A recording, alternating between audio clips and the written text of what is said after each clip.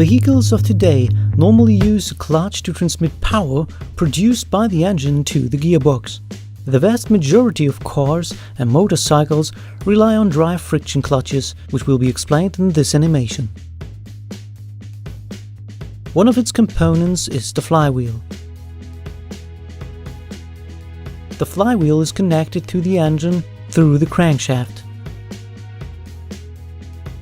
The flywheel features external teeth that are used to start the engine of the vehicle.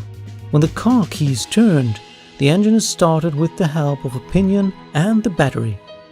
After a small amount of time, the engine runs on fuel.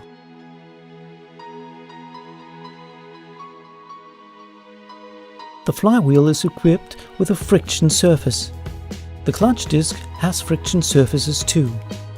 When the friction surface of the flywheel and the friction surface of the clutch disc are brought into contact with each other, the clutch disc rotates.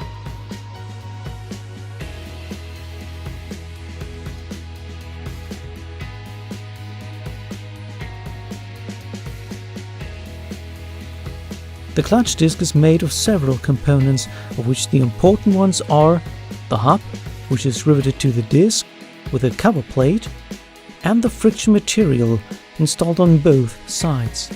In the past, friction material was made of asbestos and other harmful substances.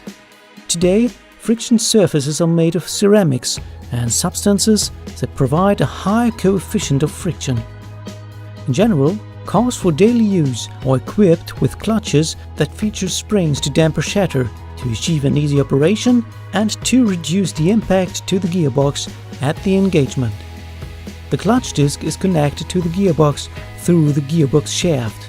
Consequently, the wheels of the vehicle only rotate when the flywheel is in contact with the clutch disc.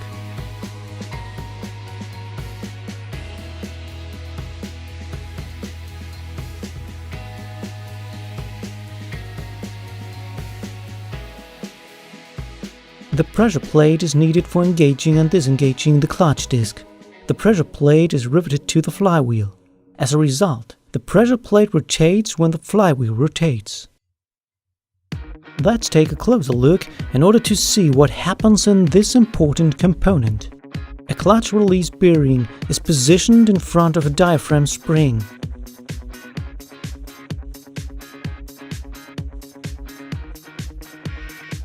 When the release bearing is pushed into the spring, the inner portion of the spring is moved in the direction of the clutch disc, whereas the other portion of the spring is moved in the other direction. Consequently, the clutch is disengaged because the pressure disc is mounted in a flexible manner to the casing. So, the clutch disc can be locked between the flywheel and the pressure plate when the release bearing is released, and it can be released when the bearing is pushed into the diaphragm spring.